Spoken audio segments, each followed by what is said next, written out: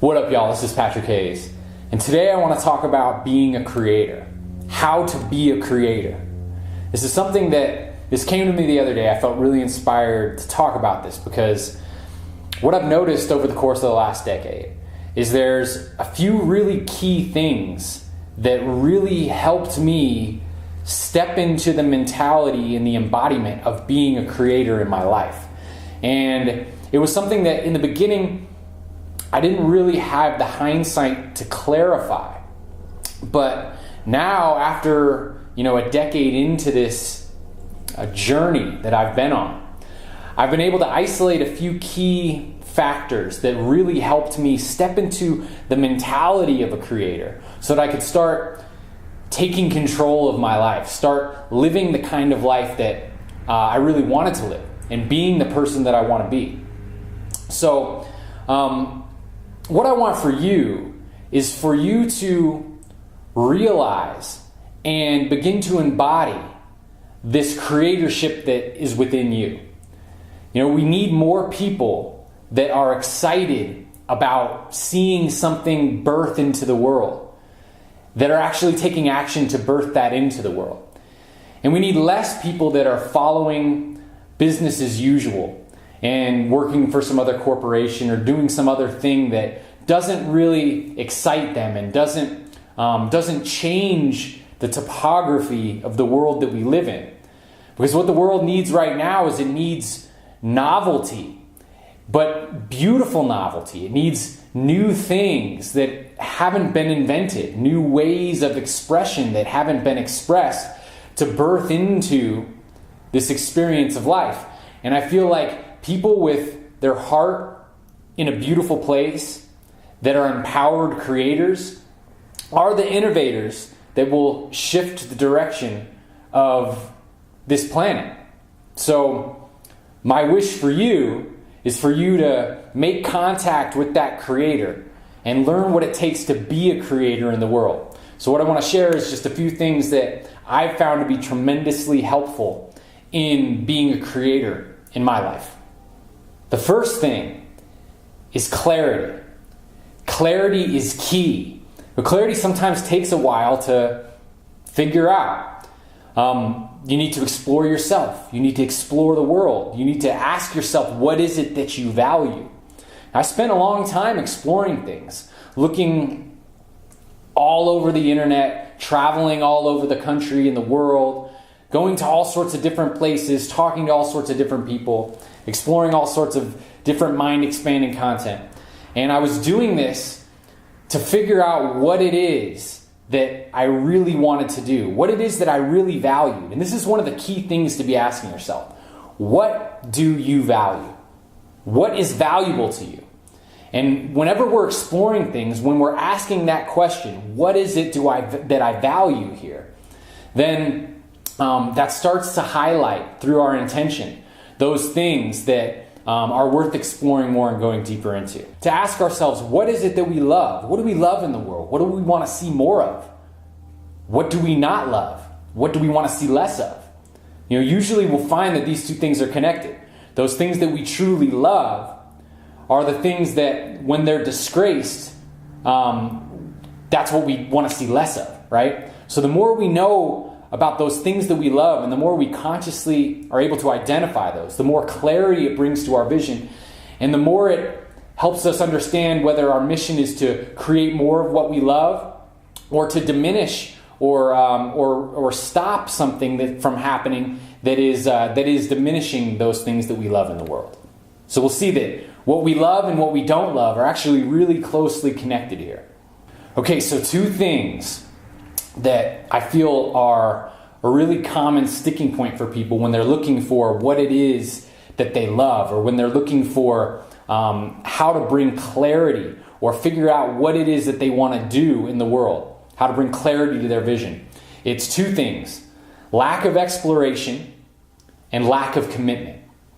So lack of exploration usually is expressed by somebody that's bored, that doesn't feel like there's anything they really like that much. And maybe you feel this way. Maybe you feel like, hey, I've explored a lot of things and I just don't really know what I want to do. I don't really know what I like. Well, it's probably because there's been a lack of exploration. It could be because you may be broken in some way. Sometimes people get broken and the associations that they used to have with things that they love have been broken, so they have negative associations with their calling. And so they kind of stay in this stagnated place because, even though they want to do this thing, they're associating with it negatively, so there's that push-pull creates this kind of stuck point or stagnance. But oftentimes, the exploration in the world, by exploring yourself and exploring the world, and really being open and trying new things, doing something you've never done before, learning something that you've never learned before, this kind of exploration can spark inspiration inside of you that's so powerful that it gives you the motivation to overcome those blocks. And a lot of why people might feel like they're bored, or they can't figure out what it is that they want to do, it's because there's a lack of exploration. And this oftentimes is accompanied by inside-the-box thinking. You may think like you've explored everything. Like, I've done all this, I've done that, I've looked at this, I've looked at that, but nothing seems that exciting. Well, or maybe it does seem exciting, but for some reason you just don't feel like you can click into it. It doesn't seem like something that you're cut out to do. Well, what it probably is that you haven't explored it deeply enough. You haven't really explored the vastness of what it is. You haven't really given yourself to the exploration process fully. And the more that you explore things, the more nuances you see in the world, the more you start to understand how different things in the world work. And when you do this, you start to realize that there's a lot out there. And the more you start putting a larger picture together of what's going on out there and seeing how things work, the more inspiration you get to follow those things that you value within these structures and to create change within them, because you start to understand how things function. It's like when you understand how a camera works better, you start getting all these new ideas and inspirations for how to use the camera to make cooler videos. So it's kind of like this just in life and in the world. The more you understand about how different things work in the world, the more inspirations you get, the more ideas and motivations come to you about how to work with and calibrate to the structure of things to manifest or change the way that the structure of reality is. So the other thing that blocks us is lack of commitment. And this is really common with people. This was actually something I had to work through quite a bit. And this was that I had so many interests across so many different areas that I didn't really commit to one of them. So it was like I was kind of jumping from flower to flower, like, oh, this and that, and it was so exciting. But it was ungrounded. And, to a certain degree, this is sometimes useful to jump around to a lot of different things when we're exploring the topography of all the potentials of what we could decide to be more committed to.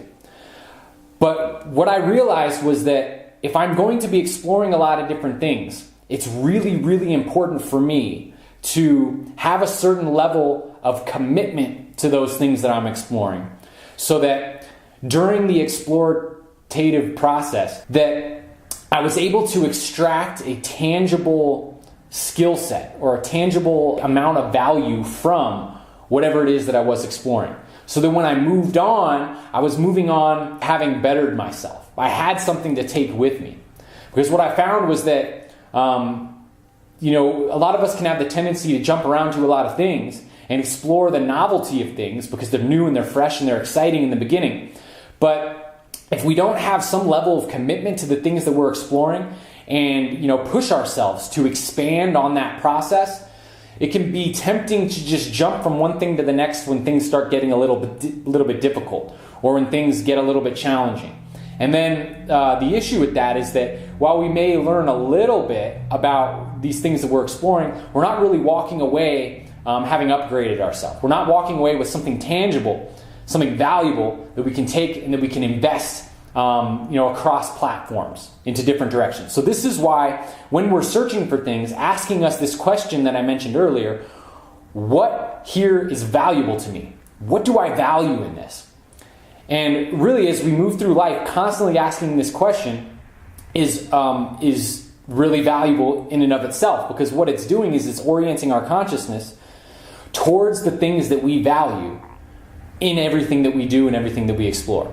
So that gives us the capacity to identify those things that we value within something, so that even if we decide to move beyond that thing, or that thing is not right for us, that we don't like, maybe we don't want to make a career out of this, or we don't want to follow this full time, but we do value that, it gave us this, people skills, or we do value that, it gave us skills for how to overcome procrastination, or whatever it is.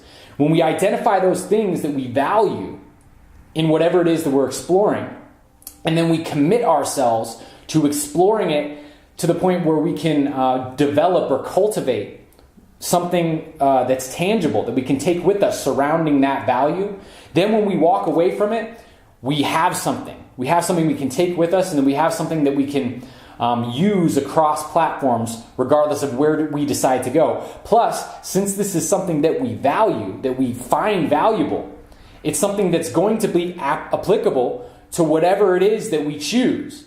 So ideally, we probably choose something that has more of what it is that we value in it.